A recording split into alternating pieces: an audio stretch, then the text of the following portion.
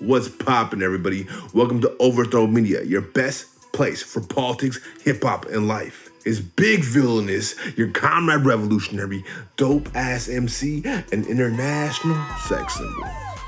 I'm gonna open up to y'all. I'm gonna talk about what it's like to be a big nigga. For anybody who responded to that poll I asked about how tall am I, well, the answer is 6'2". You win. Perfect. I've been 300 plus pounds for most of my life. And there's a specific type of reality that big niggas face that nobody seems to understand. But we'll talk about it when I come right back. All money is blood money. Cotton picking president's hand bloody. A lot of this was inspired by Feek, FD Signifier. He had a video talking about Mike Tyson and the role he played within like black masculinity and our society about kind of being the id. I'm gonna leave you really quick with a clip of that video and a little link to it in the description as well as up here. The men like Tyson that can truly compartmentalize their emotions, that can go flatline, which is often a result of significant prior trauma, can get a serious edge at their giving sport. Men who can flip that switch and shut out every other emotion in order to be focused on their opponent or task tend to be more successful. But that ability to just turn off and on parts of your humanity is a dangerous balancing act that most men can't keep up for long. And the more violent and intense the sport, the more severe the boomerang effect when this balancing act breaks down. So when I saw this video by Feek, it really made a humongous impression on me. It really made me think about how the world treats me specifically. It reminded me of that. And I'm no Mike Tyson. I don't have these fury hands like he does. You know, if I need to, I can put some hands on you. There's a very big reality that happens when you're like a big black nigga. And I've talked about it before and see my prior video, Fat, Black, and Poor. You can click right up here, you know what I mean? One thing I gotta emphasize, right, is I grew up, I've always been big. I was taller than anybody else. I was heavier than anybody else. I was usually poorer than anybody else. All those things make a huge difference in the way society thinks you're supposed to behave or act. The lack of empathy that people show to you. And it's not just men, women do it. You know, the whole society puts you in this box, this thing you're supposed to exist within. You're big, so you're always a threat, especially with the fact that you're black. A big black person is seen as something that's violent and aggressive. And to not be that is to be absolutely a failure in most people's mind. Now, as a blur, that was me being a disappointment. The fact that I didn't like sports, I didn't like football, I didn't want to be a linebacker, made people disappointed in me. Those just weren't my things, and even at that, my family, my grandmother, my abusive grandmother would let me play sports, so it is what it is. So even though I did have inklings of certain sports, not the ones that were popular, I liked football, but not the one you throw.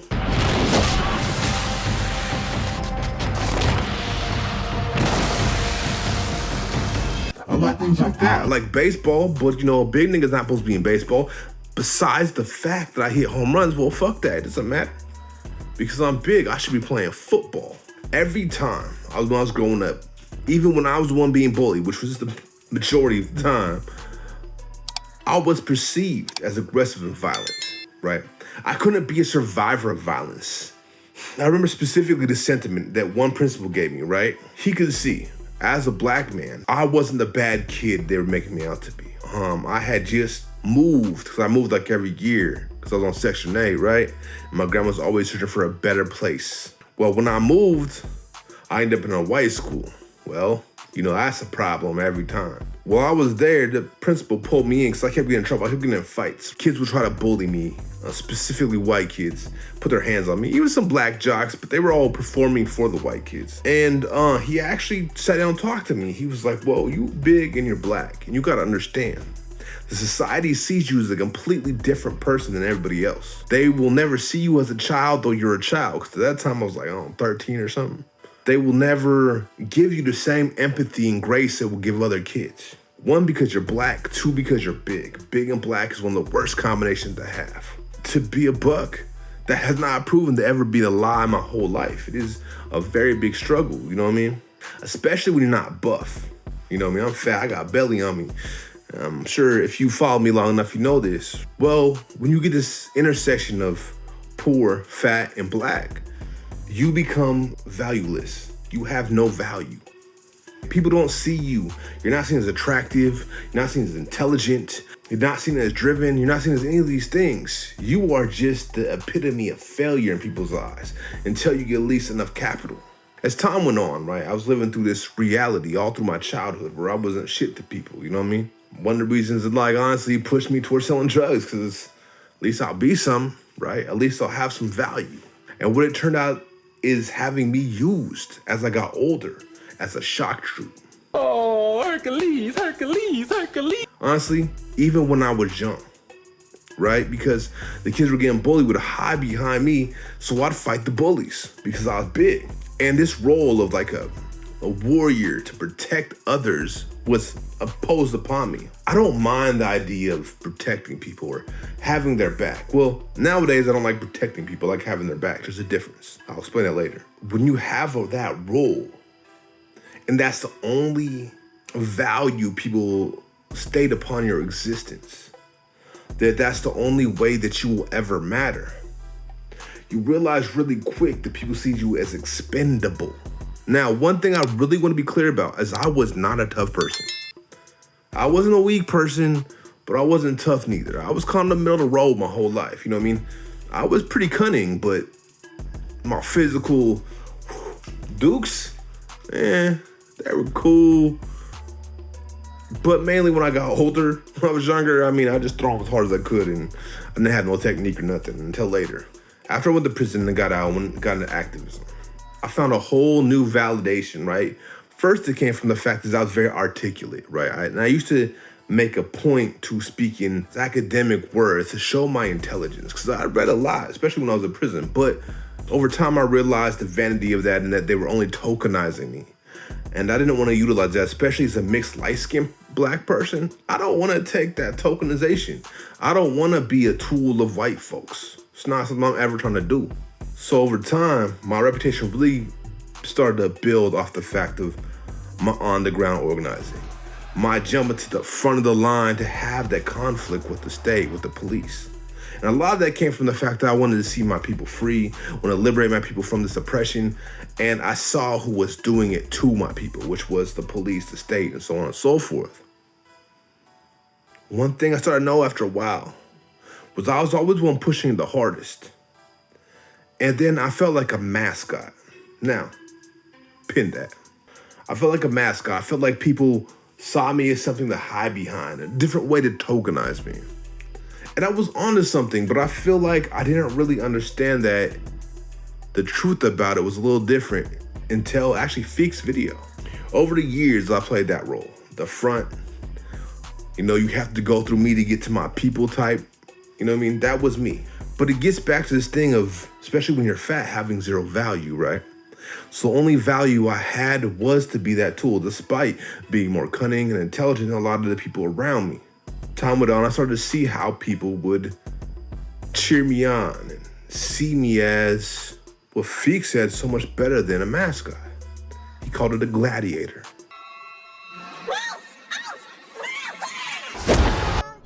And this is when I knew I fucked up.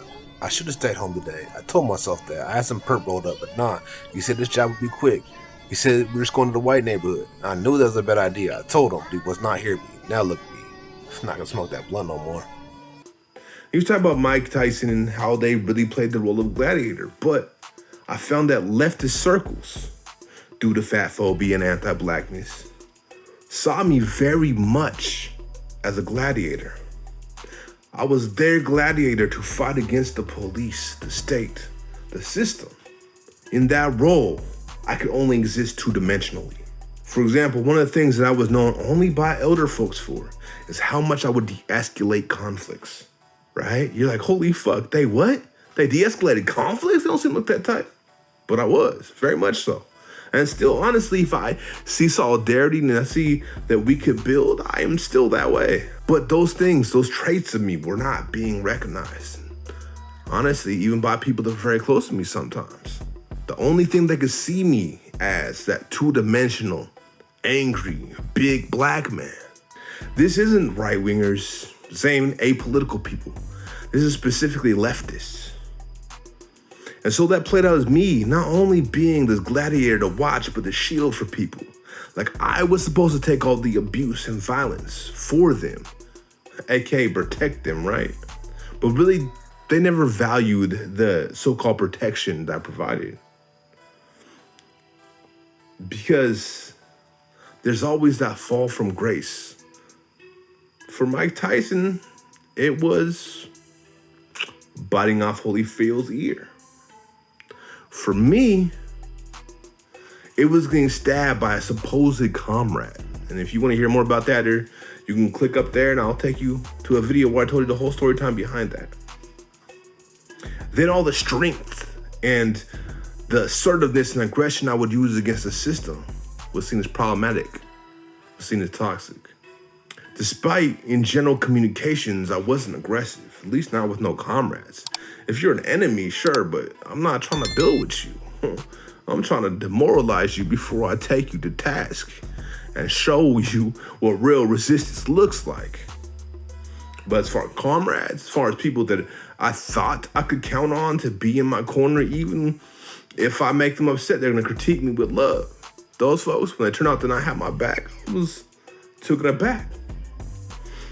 They made me out to be, like I said, a two-dimensional being, which honestly was just reminiscent of everything else in my life.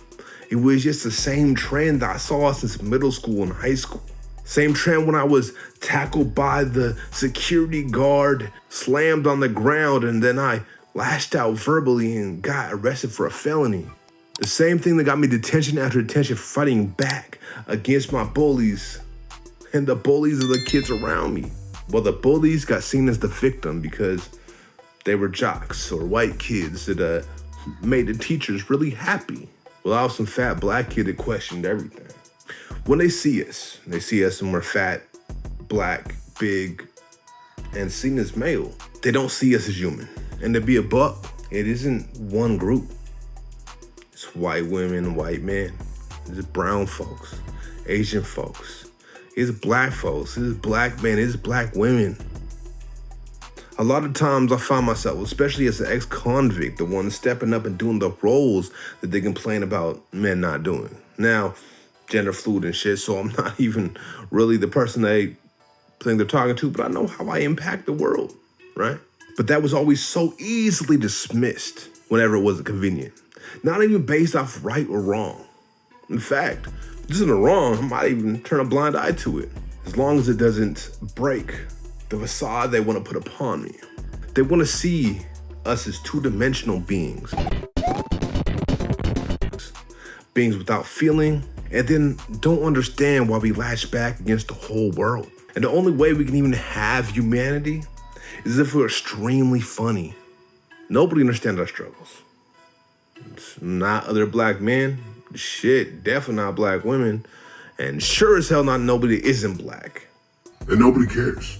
And that's what we deal with on a daily basis, realizing that nobody gives a fuck about us. Yet they expect us to have immense amounts of empathy, immense amounts of care for people who show no care for us. And then if we refuse, like I do, then we're toxic, then we're abusive, then we're any name they can decipher, ignorant, stupid, whatever that works to disqualify our statements or thoughts, or ability to have autonomy. Are we perfect? Fuck no. We fuck up just like anybody else. But the difference is we're always treated disposably.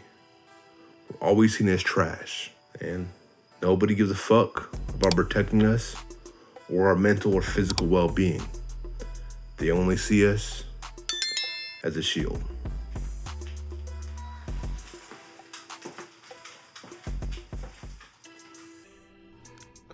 Make sure to subscribe, hit that bell so you can stay notified. Share this video, like, and follow me on all the social medias. I mean, Villains_music on Instagram, Patreon, especially that Patreon right at the bread, Twitter, TikTok, SoundCloud, Bandcamp.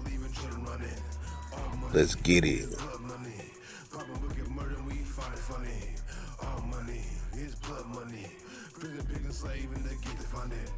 on the block, selling dope and diamond to get the goals. While my woman hoeing, stripping, selling all her hoes. I love her like I never love a queen though, cause I'm grinding every day, yeah we the team go. Marks crack and talk like they fucking know better. Mine stole our knowledge, plagiarized so clever. You a mark, flash your bread, get your neck severed. Reappropriate, leave you dead, we feel better. You illiterate, the struggle, we the Rosetta. We the one stoned eyes turning redder. Class war rewrite, lose your header. Fetch a green plan, see death, white lever. All money is blood money.